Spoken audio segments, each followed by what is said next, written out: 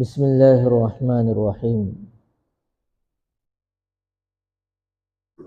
وَإِذْ فَرَقْنَا بِكُمُ الْبَحْرَ فَأَنْجَيْنَاكُمْ وَغَرَقْنَا آلَ فِرْعَوْنَ وَأَنْتُمْ تَنْظُرُونَ وَإِذْ وَاعَدْنَا مُوسَىٰ 40 لَيْلَةً ثُمَّ اتَّخَذْتُمُ الْعِجْلَ مِنْ بَعْدِهِ وَأَنْتُمْ ظَالِمُونَ ثُمَّ عَفَوْنَا عَنْكُمْ مِنْ بَعْدِ ذَلِكَ لَعَلَّكُمْ تَشْكُرُونَ وَإِذْ آتَيْنَا مُوسَى الْكِتَابَ وَالْفُرْقَانَ لَعَلَّكُمْ تَهْتَدُونَ۔ بنی اسرائیل حضرت یعقوب علیہ السلام کے بعد جتنے انبیاء علیہ السلام آئے اور ان کی جو قومیں تھیں ان کو بنی اسرائیل کہا جاتا ہے۔ اللہ کے نبی صلی اللہ علیہ وسلم کے زمانے کے اندر یہ لوگ موجود تھے اور وہ لوگ جانتے تھے کہ آخری نبی آنے والے ہیں، ان پر کتاب بھی اترنے والی ہے، ان پر ایمان لانا بھی ضروری ہے۔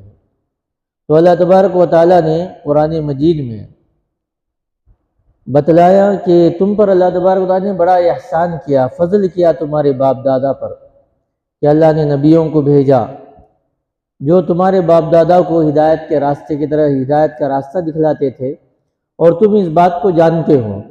اللہ تبارک و تعالیٰ نے بڑے فضل فرمائے، بڑے انعامات ان پر فرمائے۔ اللہ کے انعامات میں سے ایک انعام یہ ہے، جیسے کہ گزشتہ کل آپ نے سنا کہ موسیٰ علیہ السلام کو نبوت ملنے کے بعد ایک زمانے تک فرعون کو دعوت دیتے رہے، لیکن فرعون نہ مانا اور بنی اسرائیل کو مسلسل تکلیف دیتے رہا۔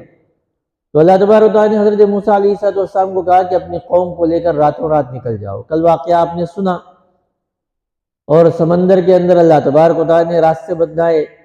اب جب سمندر میں سے پار ہو گئے تو پار ہونے کے بعد جب فرعون غرق ہو گیا تو بعض روایت کے مطابق ایک مقام پر اللہ نے ٹھکانہ دیا۔ بعض روایت میں یہ بات ملتی ہے کہ الٹا یہ لوگ مصر میں آئے اور وہاں پر آباد ہوئے۔ تو حضرت موسیٰ علیہ السلام سے انہوں نے درخواست کی، یا اے موسیٰ ہمارے لیے کوئی کتاب اللہ کی طرف سے اتاری جائے تاکہ ہمیں اس کو پڑھے اور اس کے ہدایات پر عمل کریں اور ہدایت کے راستے پر ہم باقی رہیں۔ تو حضرت موسیٰ علیہ السلام نے اللہ کے دربار میں یہ درخواست پیش کی، یا اللہ میرے لیے کوئی کتاب اتاری جائے میری قوم کے لیے، جیسے اللہ تبارک و تعالیٰ نے ہمارے نبی پر قرآن مجید کو اتارا ہے، ویسے ہی میری قوم کے لیے کتاب اتاری جائے۔ تو اللہ تبارک و تعالیٰ نے فرمایا کہ کتاب تو دیں گے، لیکن اس کے لیے تمہیں 30 دن تک اعتکاف میں بیٹھنا پڑے گا، اللہ کی عبادت کرنی پڑے گی۔ حضرت موسیٰ علیہ السلام کوہ طور پر چلے گئے اور وہاں پر حضرت عیسیٰ علیہ السلام اعتکاف میں بیٹھ گئے، 30 دن مسلسل روزے رکھے، اور جب 30 دن مکمل ہو گئے تو انہوں نے افطار فرمایا۔ تو اللہ تبارک و تعالیٰ نے کہا کہ افطار کرنے کا حکم آپ کو کس نے دیا تھا؟ کیونکہ وہ جو آپ کے معدے کے خالی ہونے کی وجہ سے آ رہی تھی وہ ہمیں بڑی پسند تھی۔ آپ نے افطار کر لیا، وہ بو ختم ہو گئی۔ آدمی جب بہت زیادہ بھوکا ہوتا ہے تو ایک بو آتی ہے معدے سے نکلتے ہوئے۔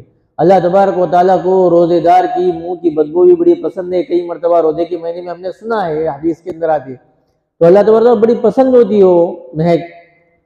تو اللہ تبارک و تعالیٰ نے کہا کہ اور 10 دن اعتکاف کرو۔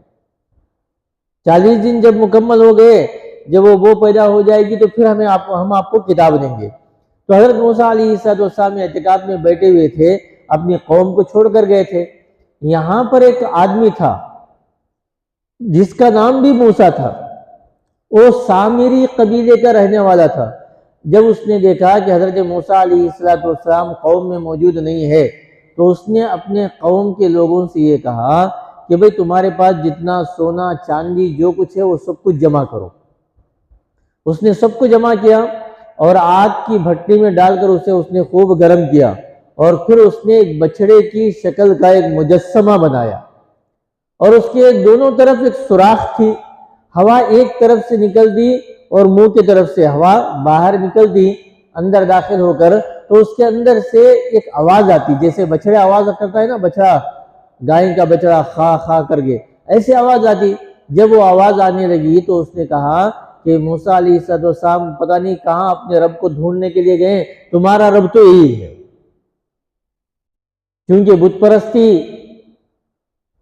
بعض لوگ کیا کرتے تھے اس زمانے کے اندر، تو بہت سے لوگ جیسے ہی کسی عجیب، آج بھی زمانہ ایسا ہے، کسی عجب چیز کو دیکھ لیتے ہیں آج تو آدمی فوراً اس پر یقین کر لیتا ہے۔ آج بھی ہمارے گاؤں کے اندر بہت سے ایسے لوگ ہیں جو اپنے کچھ کرتوت کی وجہ سے، کچھ غلط حرکتوں کی وجہ سے اور شیطانی طاقت کے تصرف کی وجہ سے نارل پھوڑ کر وہ کیا نکالتے ہیں، تعویذ نکالتے ہیں، وہ نکالتے ہیں، آدمی اس پر یقین کر لیتا ہے۔ حالانکہ کلام مجید کے اندر اللہ تبارک و تعالیٰ نے صورتیں اتاری ہے، اس کو وہ دم کر لیتے تاکہ اس پریشانیوں سے نجات مل جاتی ہے ان لوگوں کو جس پریشانیوں کے اندر وہ مبتلا ہے۔ لیکن عجب چیزوں کو دیکھ کر آدمی فوراً اس پر یقین کر لیتا ہے۔ تو جب بچڑے کو اس نے تیار کر لیا اور اس نے جم کر تقریر کی کہ تمہارے خدا تو یہ ہے، حضرت موسیٰ پتہ نہیں کہاں چلے گئے، تو قوم کے اندر بعض لوگوں کے اندر بت پرستی تھی تو ان لوگوں نے فوراً اس کی بات کو تسلیم کر لیا۔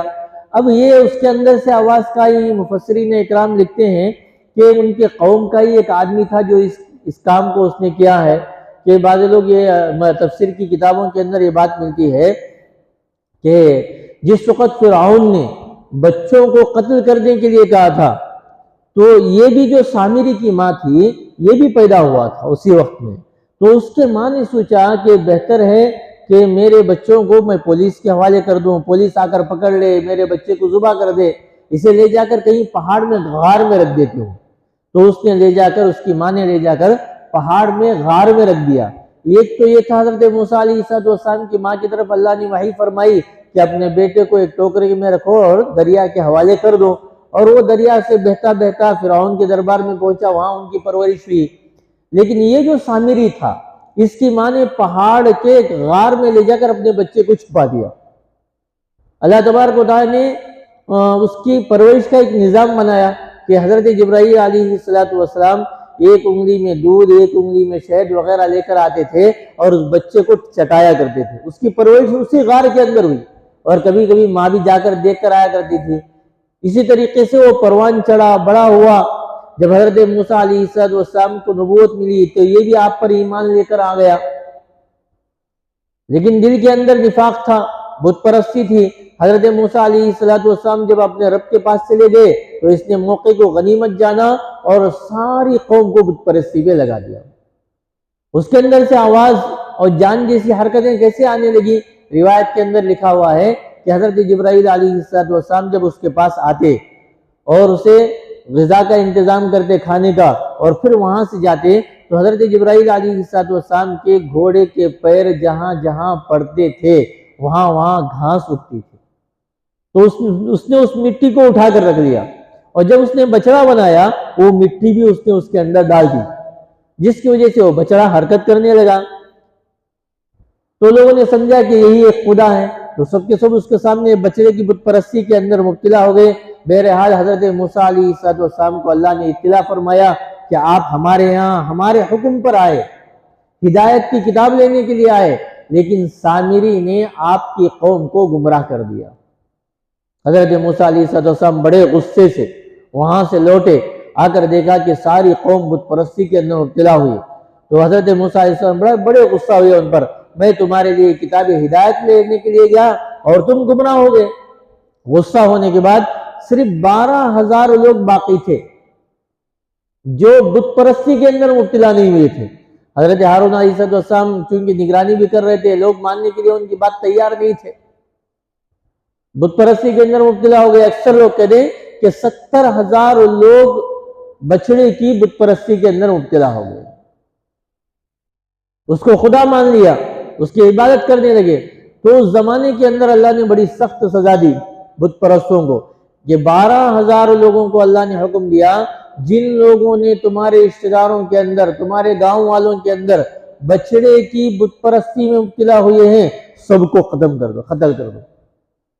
لیکن اس امت کے لیے اللہ تبارک و تعالی رحم فرمایا، جو آدمی بت پرستی سے توبہ کر لے، کلمہ پڑھ لے موت سے پہلے اللہ تبارک و تعالی اس کے شرک کو بھی معاف فرما دیتے ہیں۔ یہ آپ صلی اللہ علیہ وسلم کا صدقہ ہے کہ اللہ تبارک و تعالیٰ نے بہت سے احکامات کے اندر سہولت پیدا فرما دی، اسی کا تذکرہ یہاں پر ہے۔ وَإِذْ وَعَدْنَا مُوسَىٰ 40 لَيْلَةً ثُمَّ اتَّخَذْتُمُ الْعِجْلَ مِن بَعْدِهِ وَأَنْتُمْ ظَالِمُونَ، اور جب ہم نے وعدہ فرمایا حضرت موسیٰ علیہ السلام سے 40 لَيْلَةً 40 راتوں کا، پھر کیا ہوا کہ یہ جو سامری تھا اس نے کیا کیا؟ ثُمَّ اتَّخَذْتُمُ الْعِجْلَ مِن بَعْدِهِ، آپ کے اپنی قوم سے جانے کے بعد آپ کی قوم نے بچڑے کو اپنا معبود بنا لیا، وَأَنْتُمْ ظَالِمُونَ، اور وہ ظلم کرنے والوں میں سے ہو گئے۔ حضرت موسیٰ علیہ السلام جب واپس آئے اور بہت ناراض ہوئے، انہوں نے بچڑے کو بھی جلایا اور جلا کر اسے دریا کے اندر بہا دیا تاکہ لوگ دیکھ لیں اس کے اندر کسی کو نفع نقصان لینے کی، حتیٰ کہ اپنے آپ کو بچانے کی بھی اس کے اندر کوئی طاقت وغیرہ نہیں ہے۔ اور اس کے بعد کیا ہوا؟ حضرت موسیٰ علیہ السلام بڑے غصہ ہوئے اور کہا کہ جا، میں تجھ پر لعنت کرتا ہوں کہ تو تڑپتا ہوا زندگی گزارے گا۔ اس کے تعلق سے یوں آتا تھا کہ جب بھی وہ اپنے قوم کے کسی آدمی کو دیکھتا تھا تو لامساس کہتا تھا۔ 16ویں پارے کے اندر یہ آیت ہے کہ مجھے نہ چھو، مجھے نہ چھو، کیونکہ جو آدمی اسے چھیتا اس کو بھی سخت بخار چڑھتا اور سامری کو بھی سخت بخار چڑھتا، لوگوں کو دیکھ کر وہ بھاگا کرتا تھا، تڑپ کر اسی بیماری کے اندر مبتلا ہو کر وہ مر گیا۔ اسی طریقے سے میرے عزیز ساتھیوں، آج کے زمانے کے اندر بھی بہت سے لوگ خواہشات کے تابع ہو کر، جلد بازی کے اندر مبتلا ہو کر، اللہ سے مدد مانگنی چاہیے تھا، سنت کے طریقے کے مطابق اپنے علاج کو کروانا چاہیے تھا، لوگ جادوگروں کے پاس جاتے ہیں۔ یہ بھی ایک بڑا جادوگر تھا سامری، اس نے اپنے جادو کی وجہ سے کچھ کلمات پڑھ کے دم بھی کر دیا، جس کی وجہ سے بچڑے سے آواز بھی نکلنے لگی مٹی ڈالنے کے بعد۔ کہا کہ آج کے زمانے کے اندر بھی جو لوگ اس طریقے پر کرتے ہیں ان سے ایمان ختم ہو جاتا ہے، اور جو لوگ اس طریقے کا کام کرتے ہیں، امت کو گمراہ کرتے ہیں، اللہ تبارک و تعالیٰ ان کی نسلوں کو بھی تباہ کر دیتے ہیں۔ آپ نے بہت سے ایسے لوگوں کو دیکھا ہوگا جو غلط طریقے سے لوگوں کا علاج کرتے تھے، شیطانی طاقتوں کا سہارا لیتے تھے اپنے زمانے کے اندر۔ ایک زمانہ ان پہ ایسا گزرے گا کہ وہ 1 روپے کے لیے تڑپیں گے، ترسیں گے، اور کفر پر ان کی موت آئے گی اور ان کی نسلیں ترس کر مرے گی۔ تو اس لیے اللہ تبارک و تعالیٰ نے فرمایا کہ وَاسْتَعِینُوا، زندگی میں کوئی پریشانی آ جائے تو اللہ نے جیسے پریشانیوں کے حل کو بتایا ویسے کرو۔ کیسے؟ بِالصَّبْرِ وَالصَّلَاةِ، صبر کرو پہلے تو، اور پھر نماز پر قائم رہو، اور پھر اللہ تبارک و تعالیٰ نے، اللہ کے نبی علیہ السلام نے سنت طریقہ جو علاج کا بتایا ہے اس کو اختیار کرو۔ ہر علاج کا طریقہ قرآن و حدیث میں ہے، اس کی معلومات ہمیں کیسے ہوں گے؟ اہل حق سے اپنا رابطہ رکھے، صبر کے ساتھ ان کو اختیار کرے، جو وظیفے قرآن و حدیث کے اندر آئے ہیں ان وظیفوں کو پڑھے۔ ایسا نہیں کہ صرف وظیفوں کو پڑھ رہے ہیں، فرض کو چھوڑ دے رہے ہیں۔ عمومی طور پر لوگ کرتے ہیں، ذکر تو بہت کرتے ہیں، وظیفے کو تو بہت پابندی کرتے ہیں، لیکن فرض نمازوں کو چھوڑ دیتے ہیں، تو وظیفوں کے اندر جان نہیں پیدا ہوتی۔ وظیفوں کے اندر جان اس وقت پیدا ہوگی جب آدمی فرائض کے، سنتوں کی پابندیوں کے ساتھ وظیفوں کی پابندی کرے، جلد بازی نہ کرے، صبر کرے، کیونکہ جو مصیبت مسلمان کی زندگی کے اندر آتی ہے، چھوٹی سی چھوٹی مصیبت پر بھی اللہ تبارک و تعالیٰ سے اجر و ثواب عطا فرماتے ہیں، حتیٰ کہ ایک کانٹا اس کے پیر میں ہی چبھ گیا، اس تکلیف کی بنیاد پر بھی اللہ تبارک و تعالیٰ سے بہت کچھ اجر و ثواب عطا فرماتے ہیں۔ تو صبر کی تلقین بھی فرمائی ہے، آدمی غلط راستے کو اختیار نہ کرے۔ تو اللہ تبارک و تعالیٰ اسی کو فرما رہے ہیں وَإِذْ آتَيْنَا مُوسَى الْكِتَابَ وَالْفُرْقَانَ، اور جب ہم نے دیا حضرت موسیٰ علیہ السلام کو کتاب، والفرقان، فرقان کا مطلب کیا ہے؟ ناحق کو الگ کرنے والی، حق اور ناحق کے درمیان فیصلہ کرنے والی کتاب اللہ تبارک و تعالیٰ نے فرمایا۔ اللہ کی ہر کتاب ایسی ہی ہے، اللہ کی ہر کتاب یہ ایسی ہوا کرتی ہے کہ کیا غلط ہے کیا صحیح ہے۔ تورات کے اندر بھی یہ صفت تھی، انجیل کے اندر بھی یہ صفت تھی، زبور کے اندر بھی یہ صفت تھی، لیکن ان کے نبیوں کے دنیا سے جانے کے بعد لوگوں نے ان کتابوں کو بدل دیا۔ اور اللہ نے یہ کتاب کیوں دی؟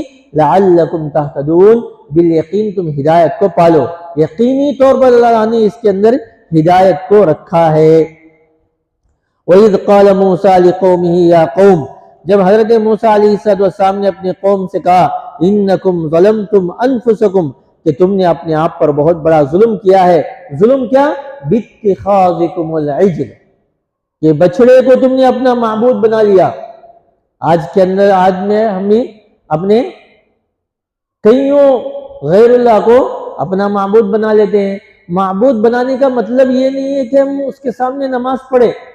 لوگ سمجھتے ہیں نماز پڑھے تو اس کی عبادت کرے سرگاہ، یہ نہیں، اپنی ضرورتوں کو بھی اس سے مانگنا، یہ بھی اسے اللہ بنانے کی طرح ہے۔ آج ہمارے گھر کے پیراں کون، تمہارے گھر کے پیراں کون، یہ بولتے نہیں، یہ پیراں ماننا، اور یہ بھی خداؤں کی ماننے کی طرح ہے۔ کسی بھی چیز میں ہماری زندگی کی کوئی بھی ضرورت کو پورا کرنے والی اللہ کے علاوہ کوئی اور طاقت نہیں ہے، اللہ کے علاوہ کوئی اور ذات نہیں، یہ عقیدہ ہمارا ہونا چاہیے۔ اس زمانے میں انہوں نے بچڑے کو بنا لیا تھا، تو اللہ نے کہا کہ تم نے اپنے آپ پر ظلم کیا، بچڑے کو اپنا معبود بنا لیا۔ فَتُوبُوا إِلَىٰ بَارِئِكُمْ، اپنے رب کے دربار میں توبہ کرو۔ فَقْتُلُوا أَنفُسَكُمْ، اور جنہوں نے بچڑے کی عبادت کی ہے اس کو کیا کرو؟ قتل کرو۔ یہاں سے یہ بھی ایک بات سمجھ میں آتی ہے کہ سامری کی پرورش کرنے والے کون ہیں؟ جبرائیل امین۔ حضرت موسیٰ علیہ السلام کی پرورش کرنے والے کون ہیں؟ فرعون کے دربار میں، یعنی اللہ نے اپنے دشمن کے گھر میں جن کی پرورش کی، اللہ نے ان کو نبی بنا دیا، اور جن کی پرورش جبرائیل امین کے ذریعے سے کروائی وہ قوم کے لیے گمراہی کا سب سے بڑا ذریعہ بنا۔ تو کسی خاندان کا ہو جانا ہدایت کیا ہونے کی علامت نہیں ہے۔ اللہ جسے چاہتے ہیں ہدایت دیتے ہیں، جسے چاہتے ہیں گمراہی کرتے ہیں۔ اب دیکھو پرورش اس کی ہے سامری کی، کہ وہ جنت کے غذا کھا کر پلنے والا، دودھ شہد وغیرہ کھا کے وہ پلا غار کے اندر۔ جبرائیل امین کے ذریعے سے اللہ نے اس کے غذا کا نظم فرمایا، لیکن یہ شرط نہیں ہے کہ اس کے ذریعے سے ہدایت مل جائے۔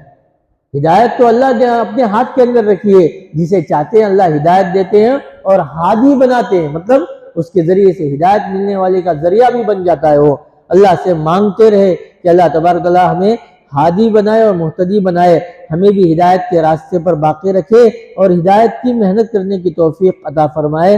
سبحان اللہ و بحمدہ، سبحانک اللہم و بحمدک، نشہد ان لا الہ الا انت، نستغفرک و نتوب الیک۔